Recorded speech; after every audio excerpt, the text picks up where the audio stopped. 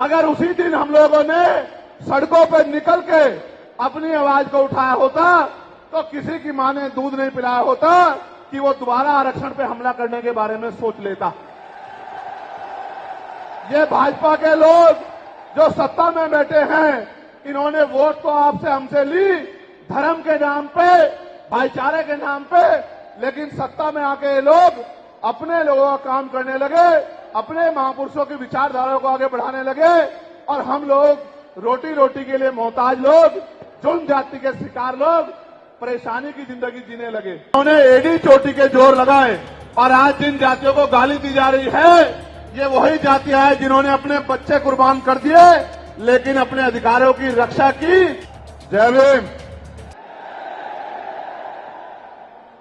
अपनी बात को शुरू करते हुए बहुजन समाज में सभी जाति धर्मों में जन्मे सभी संतों, गुरुओं और महान पुरुषों को नमन करता हूं। सम्मानित साथियों, आज देश के कोने कोने से चल के आए बहुजन समाज के बहादुर योद्धाओं, इस मंच पर उपस्थित आजाद समाज पार्टी भीम आर्मी के सभी सम्मानित नेताओं, हमारे मिशन 78 अधिवक्ता मोर्चा, अनुशासन समिति, भीम आर्मी स्टूडेंट फेडरेशन और किसान मोर्चा, तमाम संगठनों के सम्मानित नेताओं, यहां उपस्थित हमारी मां बहनों, नौजवान साथियों और मुझसे बड़े उम्र में बड़े सभी सम्मानित साथियों का मैं धन्यवाद करता हूं। आप जानते हो कि मैं आपसे हूं, आप जानते हो कि मैं जो कुछ भी हूं आपसे हूं। मैं कभी आपसे बड़ा नहीं हो सकता, आप मेरे लिए हमेशा वीआईपी हैं। जितना सम्मान मैं उस मंच पर बैठे लोगों का करता हूं, उससे ज्यादा सम्मान मैं आपका करता हूं। लेकिन मैं आपसे भी उम्मीद करता हूं, मैं आपसे भी ये उम्मीद करता हूं कि जैसे मंच पे बैठे हैं जिम्मेदारी से, सम्मान के साथ, ऐसे ही आप लोग भी जिम्मेदारी से बैठे, तभी आपकी इज्जत बढ़ेगी। अगर आप इज्जत नहीं बढ़ाना चाहते तो मैं क्या कर सकता हूं बताओ। मेरा तो प्रयास है कि आप इज्जत के साथ आगे बढ़ना सीख जाओ। जब तक आप इज्जत के साथ आगे बढ़ना नहीं सीखोगे, इस देश में आपकी बात मजबूत नहीं होगी। भेड़ बकरियां कभी राज नहीं करती, इतिहास गवाह है। राज योद्धा करते हैं, राजा का आचरण भी राजाओं जैसा होना चाहिए।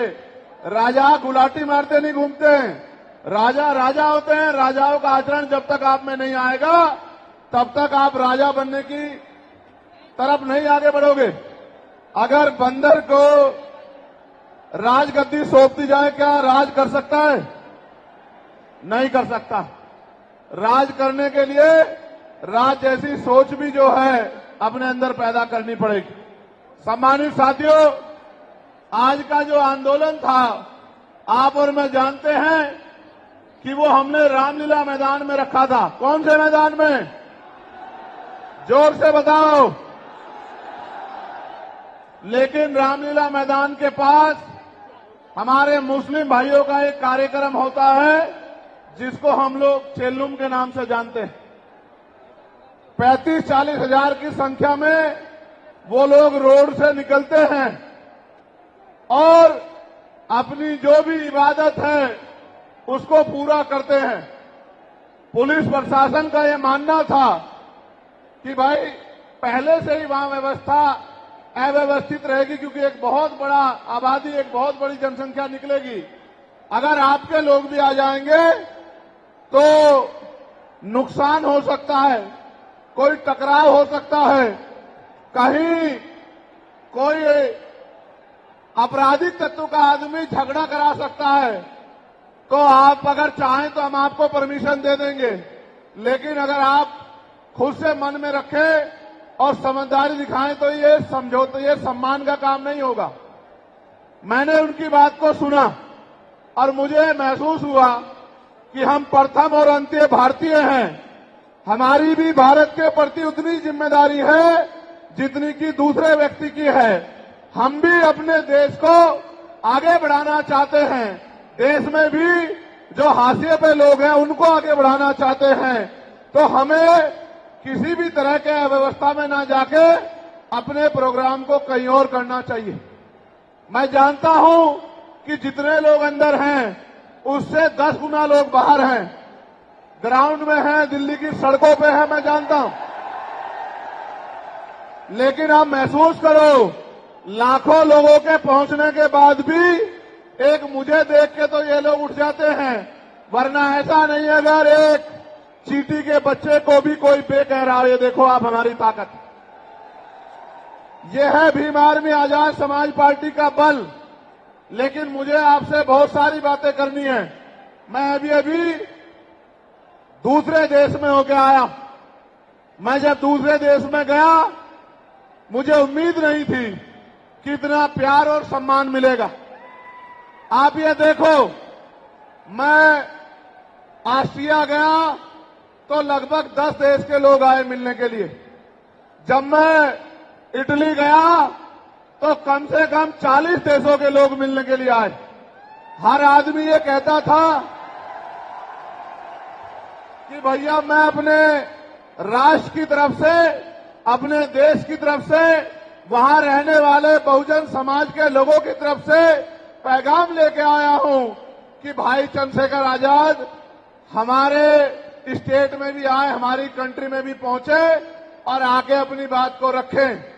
मैंने उनको कहा कि मैं आपके बीच भविष्य में आऊंगा, लेकिन अभी 11 तारीख को हमारी रैली है, लाखों लाखों की संख्या में हमारे लोग वहां पहुंचेंगे, तो मुझे पहले उनके बीच पहुंचना है, उसके बाद मैं समय निकाल के आऊंगा। उन्होंने मेरी बात को माना और 3 दिन का कार्यक्रम करके मैं फिर आपके बीच आ गया। जब यहां पहुंचा तो पता लगा परमिशन और इस तरह की व्यवस्थाएं खराब हो रही हैं। फिर मैं धन्यवाद दूंगा हमारी दिल्ली की टीम का, भाई हिमांशु जी का, भाई महेश जी का, उनके सभी साथियों का, जैन साहब का, कासाना जी का, जिन्होंने, समीर भाई का, जिन्होंने दिन रात एक कर दिया और इस परमिशन को करा के, सीपी सिंह जी का कितना बढ़िया प्रोग्राम आप सब लोगों के लिए आयोजित किया। एक बार दोनों हाथ से तालियां बजा के दिल्ली की टीम का स्वागत करें। जब मैं दिल्ली का धन्यवाद कर रहा हूं तो देश भर में जहां से सबसे बड़ी ताकत हमें मिली है, मैं उत्तर प्रदेश की भी पूरी टीम का धन्यवाद करना चाहता हूं, क्योंकि हमारे हर एक आंदोलन में उत्तर प्रदेश अग्रणी रहता है। धन के आधार पे, संख्या के आधार पे उत्तर प्रदेश ने अपनी ताकत का एहसास पूरे देश को कराया है। तो मैं उत्तर प्रदेश के प्रदेश अध्यक्ष का, वहां हमारे राष्ट्रीय कमेटी के सभी साथियों का, जो राष्ट्रीय कोर कमेटी के लोग रहते हैं, प्रदेश के पदाधिकारियों का, जिला विधानसभा के संगठनों का, हमारे भीम आर्मी के प्रदेश अध्यक्ष जी का, सभी साथियों का भी बहुत बहुत धन्यवाद करता हूं। एक बार इनके लिए भी जोरदार ताली हो जाए। उसके बाद मैं और आप सब लोग मिलकर स्वागत करेंगे नगीना लोकसभा के लोगों का, जिन्होंने एक एक वोट डालकर आपकी ताकत को बनाने का काम किया। दोनों हाथ उठा के ताली बजा के स्वागत करें नगीना के लोगों का। नगीना के लोगों का धन्यवाद कर दूं? बताओ कर दूं या नहीं कर दूं? बताओ नगीना के लोगों की इज्जत करते हो नहीं करते हो? बताओ नगीना के लोगों का सम्मान करोगे नहीं करोगे? बताओ नगीना तुम्हारे दिल में है या नहीं है? बताओ। तो मैं नगीना के साथियों का भी बहुत बहुत धन्यवाद करता हूं। अब आज के जो आयोजक कमेटी है, मैं उनका भी धन्यवाद करता हूं। अब मैं आपसे आग्रह करूंगा कि मुझे आपसे बहुत जरूरी विषय पर बात करनी है। अगर आप बोलते रहेंगे या कोई भी शोर आएगा तो मेरी बात आप लोगों तक नहीं पहुंच पाएगी, इसलिए मैं आपसे आग्रह करूंगा कि आप शांत हो जाएं। ये जगह कम है, मैं जानता हूं, इस वजह से बार बार अव्यवस्था हो रही है। अगली बार हम जब राष्ट्रीय अधिवेशन करेंगे तो वो इससे बड़े वाले मैदान में जहां 50,000 लोग बैठ सकते हैं, जो इसके बराबर में है, 15 मार्च को अगला कार्यक्रम हम लोग वहीं करेंगे। सम्मानित साथियों, आज मेरे कंधों पे, आजाद समाज पार्टी के कंधों पे, भीम आर्मी के कंधों पे, बहुजन समाज के लोगों के कंधों पे जिम्मेदारी है कि जो एकता बहुजन समाज में हमारे महापुरुष बना के गए, वो एकता टूटनी नहीं चाहिए किसी भी कीमत पर। ये हमारे लोगों की जिम्मेदारी है। हमारे पढ़े लिखे समाज की, हमारे कर्मचारियों की, हमारे अधिकारियों की, हमारे नेताओं की, हमारे विधानसभा सेक्टर बूथ से लेकर जिले, मंडल, प्रदेश और राष्ट्रीय पदाधिकारी की जिम्मेदारी है कि जो एकता हमारी बनी है वो टूटनी नहीं चाहिए। दुश्मन किसी भी सूरत में कामयाब नहीं होना चाहिए, इस बात का हमें ध्यान रखना।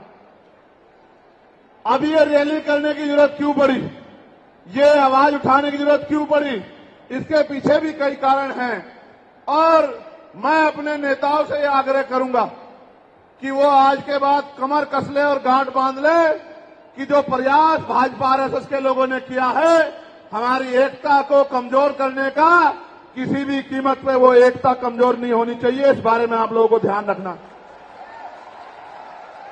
इस देश में वो लोग भी शासन सत्ता में हैं जिनकी आबादी लोकतंत्र में मुट्ठी भर हैं, जिनकी आबादी 85% है, वो इसी साजिशों के कारण, एकजुट न हो पाने के कारण इस देश में गुलामों जैसी जिंदगी जीने के लिए मजबूर हैं।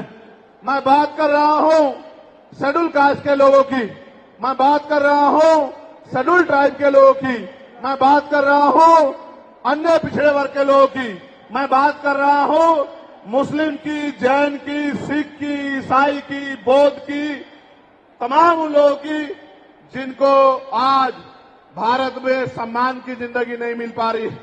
मैं बात कर रहा हूं महिलाओं की, मैं बात कर रहा हूं किसानों की, मैं बात कर रहा हूं मजदूरों की, मैं बात कर रहा हूं नौजवानों की। मैं पहले जो विषय है उस पर अपनी बात रखूंगा, फिर मुझे अपने दिल की बात आपको कहनी है। पहला जो विषय हमारा है, जिस पे हम लोग यहां इकट्ठा हुए हैं, उस पे हम लोग क्या करने वाले हैं, सरकार से हमारी क्या मांग है, सबसे पहले उस पे मैं अपनी बात रखूंगा। हमारी पहली मांग ये है कि 1931 के बाद इस देश में सभी जाति धर्मों के लोगों की जनगणना नहीं हुई है। जब तक जनगणना नहीं होगी तो ये नहीं पता लगेगा कि schedule caste, schedule tribe, backward के लोगों को कितनी उनकी आबादी और कितना सम्मान उनको मिल रहा है, कितनी हिस्सेदारी उनको मिल रही है। तो केंद्र सरकार जल्द से जल्द जातिगत जनगणना कराए। जब तक जातिगत जनगणना नहीं होगी तब तक सबसे पहले स्पष्ट ही नहीं होगा जो आज षड्यंत्र किया गया है और कुछ लोगों को जानबूझ के उनके मुंह से कहलवाया जा रहा है कि इस जाति का हिस्सा ये लोग खा रहे हैं, इस जाति का हिस्सा ये लोग खा रहे हैं, इस जाति का हिस्सा ये लोग खा रहे हैं। मैं चंद्रशेखर आजाद आपको वचन देके कहता हूं, अपने बहुजन समाज के सामने जातिवार जनगणना कराइए, उसके आंकड़े सार्वजनिक कराइए। अगर अंतिम पायदान पर रहने वाले, जिनको डीएससी के भाई कहा गया है, जो हमारा परिवार है, अगर उनका 1% आरक्षण भी पॉइंट के बराबर भी कमजोर पड़ रहा होगा तो मैं वचन देता हूं कि इससे बड़ी रैली उनके समर्थन में हम लोग करेंगे। मैं फिर आपसे कह रहा हूं, आप याद करो, जब से इस देश में आरक्षण व्यवस्था लागू हुई है, इस आरक्षण को खत्म करने के लिए चाहे वो कांग्रेस पार्टी रही हो या भारतीय जनता पार्टी रही हो या और कोई मनुवादी दल रहा हो, इन्होंने एडी चोटी के जोर लगाए। और आज जिन जातियों को गाली दी जा रही है, ये वही जातियां हैं जिन्होंने अपने बच्चे कुर्बान कर दिए लेकिन अपने अधिकारों की रक्षा की और आज भी इस देश में आरक्षण बचा हुआ है, नौकरियां बची हुई है, हिस्सेदारी बची हुई है, राजनीतिक व्यवस्था कायम है, लोकतांत्रिक व्यवस्था है। तो धन्यवाद करना चाहिए उन जातियों का जिन्होंने अपने प्राणों का बलिदान दे दिया लाठी डंडे खाए, गोलियां खाई, लेकिन अपने अधिकारों को छीनने नहीं दिया। सब लोगों को उनका धन्यवाद करना चाहिए। लेकिन दुश्मन का ये षड्यंत्र है और दुश्मन बड़ा समझदार है। दुश्मन जानता है कि 2 अप्रैल 2018 के बाद में ये दलित समाज एकजुट हो गया था। जब दलित समाज एकजुट हुआ तो वो ये सोचने लगे कि इनकी एकता को कैसे तोड़ा जाए। आप और मैं जानते हैं, जब हम मुट्ठी बनकर रहेंगे तो कोई हमारे अधिकारों को नहीं छीन सकता। लेकिन जब जब हम बट जाएंगे, एक उदाहरण के तौर पे बताता हूं, अगर आप झाड़ू की सिक्कों को इकट्ठा कर दोगे, वो सिक्के जो हैं एकजुट हो जाएंगे, उनको बांध दिया जाएगा तो वो सारा कचरा साफ कर देंगे।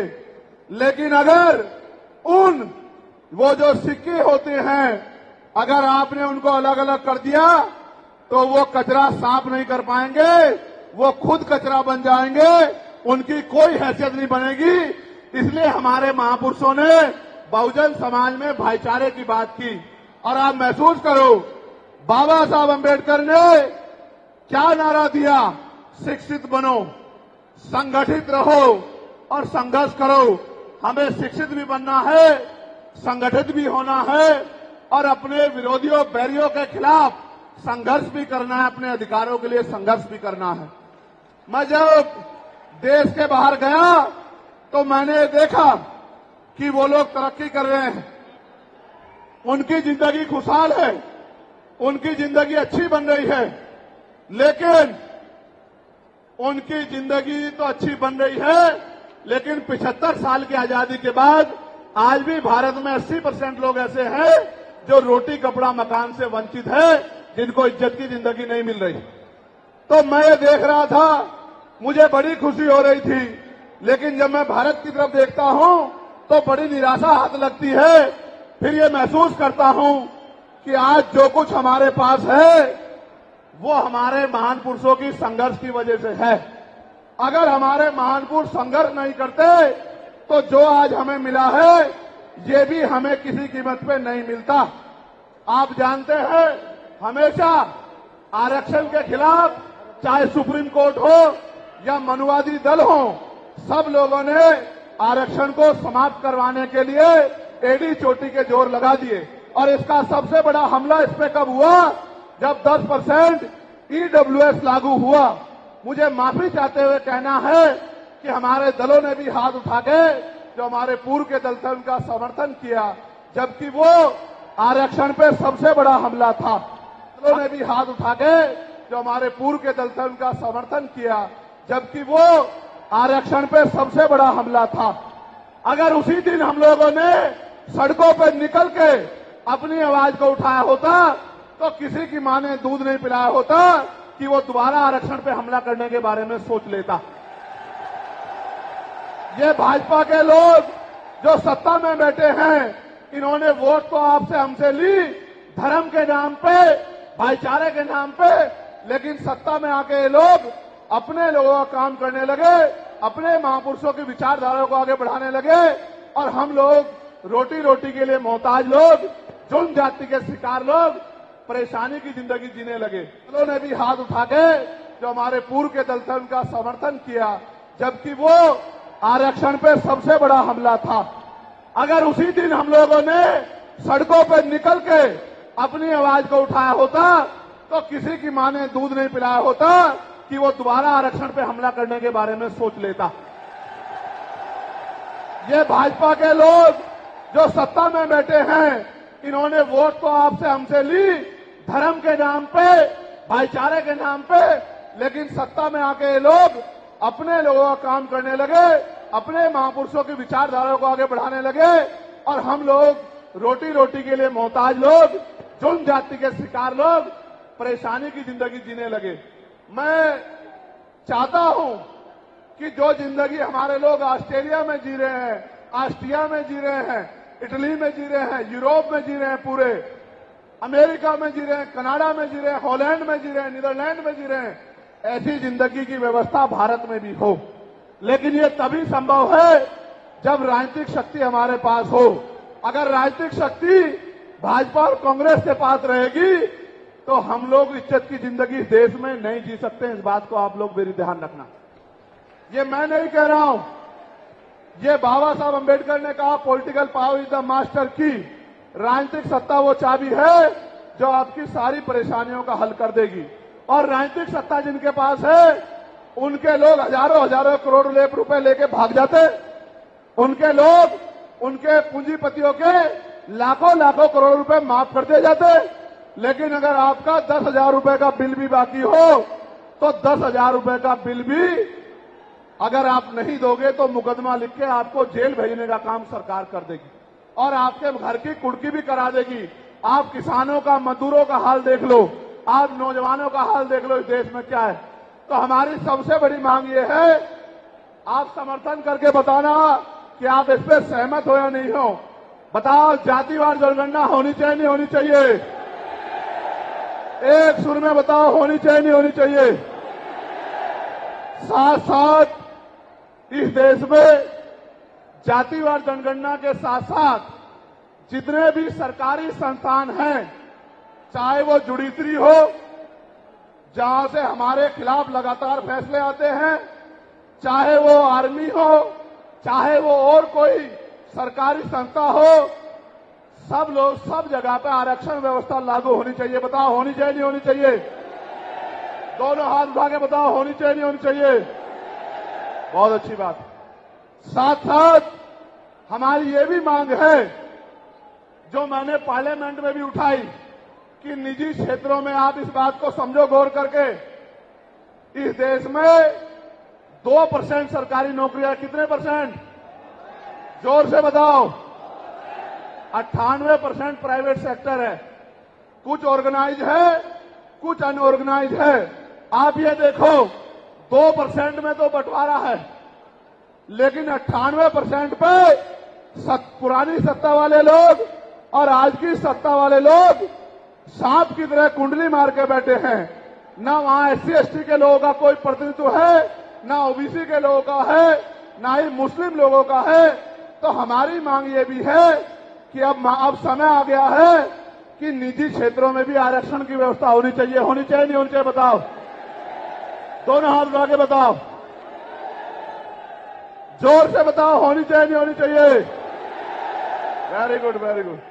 साथ साथ हमारी ये मांग है कि प्रमोशन में रिजर्वेशन भी इस देश में लागू होना चाहिए।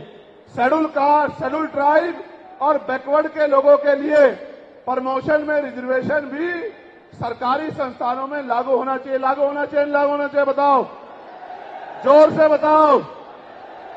हमारी ये भी मांग है कि मंडल कमीशन की बाकी सिफारिशें भी लागू होनी चाहिए, क्योंकि जब तक मंडल कमीशन की बाकी सिफारिशें लागू नहीं होगी तब तक पिछड़े वर्ग के लोगों को बराबर की हिस्सेदारी और सम्मान नहीं मिलेगी। हमारी ये भी मांग है, सरकार कह रही है कि क्रीमी लेयर लागू करना चाहिए और जज साहब भी कह रहे हैं क्रीमी लेयर लागू करना चाहिए। मैंने पार्लियामेंट में पूछा कि भारत में कितने शेड्यूल कास्ट के लोग, शेड्यूल ट्राइब के लोग अरबपति बन गए, इसका डाटा आपको सार्वजनिक करना चाहिए, आर्थिक आंकड़े सार्वजनिक करने चाहिए। तब हमें पता लगेगा कि क्रीमी लेयर की स्थिति में हम आए या नहीं आए। आपको शायद जानकारी नहीं है, मैं आपको बताता हूं। आज भी बहुत सारे पदों को NFS करके, नोट फाउंड सुटेबल करके हमारे योग्य लोगों को नौकरी से निकालने का काम ये सरकारें करती है, क्योंकि कलम की ताकत उनके हाथ में होती है। जिनकी राज सत्ता पे कब्जा होता है, हमारे लोगों का राज सत्ता पे कब्जा नहीं है, इसलिए सारी योजनाएं हमारे खिलाफ बनती हैं। हमारी ये भी मांग है जिस पर मैं गौर कर रहा हूं, सरकार ने कहा, मैं आज इस पर भी बोलूंगा। आज अगर मैं इस पर नहीं बोलूंगा तो हमारे लोगों को पता ही लगेगा देश में क्या हो रहा है। सरकार ने कहा कि वर्गीकरण लागू होना चाहिए। मैंने आपको बताया कि बातें तो बहुत लोग करते हैं, लेकिन जब आरक्षण पे हमला होता है, जब और किसी तरीके से आरक्षण को खत्म किया जाता है, जब गांव-गांव जाके लोगों को समझाने का प्रयास किया जाता है, तब जिन जातियों को आज सरकार के इशारे पे गाली दी जा रही है, उनको ही उन्हीं की जिम्मेदारी मान के लोग घर में बैठ जाते हैं कि भाई यही आरक्षण की रक्षा करेंगे, यही अधिकारों की रक्षा करेंगे। लेकिन सच ये है, अगर सरकार की मंशा वर्गीकरण के जरिए वास्तविकता में निचले पायदान पे बैठे अंतिम व्यक्ति को ऊपर उठाने की होती, तो जिस तरह से 10% आर्थिक आधार पर आरक्षण की व्यवस्था की गई थी, 10% आरक्षण की व्यवस्था डीएससी के भाइयों के लिए, डीएससी परिवारों के लिए सरकार कर सकती थी। उनका कोई मतलब नहीं बैठता था कि इन्हीं में टुकड़ा डाल दे, क्योंकि सरकार जानती है इनमें बंटवारा हो जाएगा तो इनके खिलाफ आंदोलन आसान हो जाएगा, इनको पता भी नहीं चलेगा कब इनके अधिकार खत्म हो गए। मैं आपसे कहना चाहता हूं, सरकार बताए उनके पास वर्गीकरण की क्या पॉलिसी है, किस आधार पे वो वर्गीकरण करना चाहते हैं, कौन से आंकड़े उनके पास है, कौन से डाटा उनके पास है। मैं सरकार से जानना चाहता हूं, सरकार कमेटियां बना दे और वर्गीकरण किस फॉर्मूले पे करेगी ये भी बता दे। हम सरकार को भी सुनना चाहते हैं। अभी देश में पिछले दरवाजे से कुछ नहीं होगा, जो कुछ होगा आमने सामने होगा। अगर हमारे अधिकारों की बात आएगी तो लड़ाई आमने सामने लड़ी जाएगी। सरकार ये भी बताए क्या वह रोस्टर में बदलाव करेगी, क्या सरकार रोस्टर में बदलाव करेगी, सरकार बताएगी। हमारे लोग तो अभी सही तरह से चीजों को नहीं जानते हैं। मैं ये भी विश्वास दिलाता हूं, स्पेशली डीएससी के भाइयों को कह रहा हूं, मेरी बात को गौर से सुनना। स्पेशली डीएससी के भाइयों को कह रहा हूं, उन जातियों को जो लोग आंदोलन कर रहे हैं, आपको एहसास नहीं है, जब देने की बारी आएगी हम बताएंगे अपने भाइयों को किस तरह से आगे बढ़ाया जाता है, किस तरह से उनकी हिस्सेदारी दी जाती है। अभी तो हम पे देने कुछ है ही नहीं। मैं आपको विश्वास दिला कहता हूं, डीएससी के जो हमारे भाई हैं, वाल्मीकि समाज के भाई हों, धानुक समाज के भाई हों और बागड़ी समाज के भाई हों और किसी सैसी समाज के भाई हों, मैं चंद्रशेखर आजाद वचन देके कहता हूं बहुजन समाज के सामने, ये हमारी आपसी बातचीत है। आप दुश्मन के इशारों पे काम मत करो, हम लोग बैठ के अपनी लड़ाई को निपटा लेंगे। हम लोग अपने आप बैठ के चर्चा करके आपके साथ बैठ के, अगर कहीं हमें कुछ डर भी है, आप चीजों को नहीं समझ पा रहे हो या हम लोग समझा नहीं पा रहे, अगर आपको अधिकार मिलता है तो बताओ, हमारे किसी व्यक्ति को तकलीफ है क्या? बताओ, अगर हमारे डीएससी के भाइयों को अधिकार मिलता, बताओ, हाथ उठा के बताओ, तकलीफ है क्या हमें किसी को? ये इतना बड़ा जन समूह गवाही दे रहा है, अगर डीएससी के भाइयों को कुछ मिलता है तो हमें तकलीफ नहीं है। लेकिन हम इस सरकार की मंशा को जानते हैं, हम इस सरकार को जानते हैं, इनके चरित्र को जानते हैं। ये देना कुछ नहीं चाहती, ये तो इसको अटका के रखना चाहती हैं। आप ये देख लेना, इन्हीं के कुछ लोग पहले सुप्रीम कोर्ट चले जाएंगे। जैसे उदाहरण के तौर पे गौर करो, 69,000 शिक्षक भर्ती में सरकार ने 20,000 पदों पे घोटाला किया। हम लोगों ने आंदोलन किया तो सरकार ने 6,800 नियुक्ति की लिस्ट जारी की। फिर अपने लोगों को हाईकोर्ट भेज के उस पर रोक लगवा दी। फिर हाईकोर्ट पे फिर हमारे लोग लड़े तो उन्होंने कहा दोबारा लिस्ट जारी करो, इनको अधिकार मिलना चाहिए। तो वोट लेने के लिए हमारे लोगों के सामने कहा कि भाई मिलना चाहिए, हम समर्थन करते हैं। लेकिन अपने लोगों को सुप्रीम कोर्ट भेज दिया और सुप्रीम कोर्ट में इनके बैठे जजों ने फिर से उस पर रोक लगा दी। इसलिए हमें इनकी नीयत पे शक होता है। मुझे डर ये भी है, अगर ये अधिकार स्टेट गवर्नमेंट को दे दिए गए तो ये कॉन्स्टिट्यूशन का तो बहुत बड़ा वॉयलेशन होगा ही, 340 का, 341 का, लेकिन AB का। लेकिन सबसे बड़ा खतरा ये है कि कल जो सरकार सत्ता में आएगी वो किसी भी अन्य जाति के लोगों को शेड्यूल कास्ट में उनको शामिल करके आपके पूरे अधिकार को छीन बीन कर सकती है। अगर ये पावर स्टेट को मिल गई, हमें सरकार की मंशा पे सिर्फ शक है। हमने ये भी मांग की, आपको याद होगा, यूपी के साथी हमारे जानते हैं, हमने 2 साल पहले, पौने 2 साल पहले मांग की थी कि जो 52% ओबीसी हैं उनको 27% रिजर्वेशन सुप्रीम कोर्ट के लोगों ने दिया। आबादी से आधा। सुप्रीम कोर्ट ने मंडल कमीशन की रिपोर्ट के बाद ना चाहते हुए सरकार ने कर दिया, तो सुप्रीम कोर्ट ने अपने तरीके से रोक लगा के 27% दिया। हमने मांग की 2.25 साल पहले यूपी में गोरखपुर में पीसी करके कि ओबीसी की आबादी तो 52% ही है, तो 15%, 27% से अलग 15% आरक्षण की व्यवस्था अलग से अति पिछड़ी जातियों को करानी चाहिए। मांग हमने 2.25 साल पहले उत्तर प्रदेश में उठाई थी।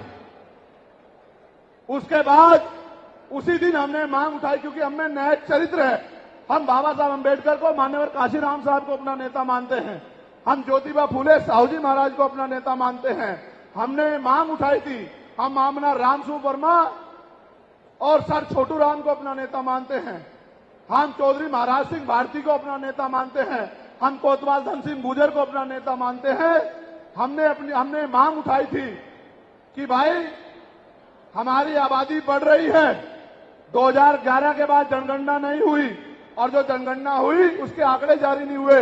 इसलिए हम लोग मांग करते हैं कि जिन जातियों को अवसर नहीं मिले, पहले तो उनको तैयार किया जाए और फिर उनको 5% अतिरिक्त आरक्षण शेड्यूल कास्ट में 15% अतिरिक्त देकर उनको मुख्य धारा में लाया जाए।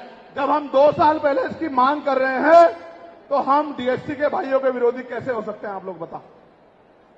तब तो वो आंदोलन भी नहीं चला रहे थे। हम तो आंदोलन चला के मांग कर रहे थे कि मिलना चाहिए, मिलना चाहिए। लेकिन मैं आज भी कहता हूं, हमारी ये मांग है कि अब समय आ गया देश में कि आरक्षण की सीमा बढ़ाई जानी चाहिए, आरक्षण की कैप खत्म की जानी चाहिए और 100% रिजर्वेशन इस देश में लागू होना चाहिए।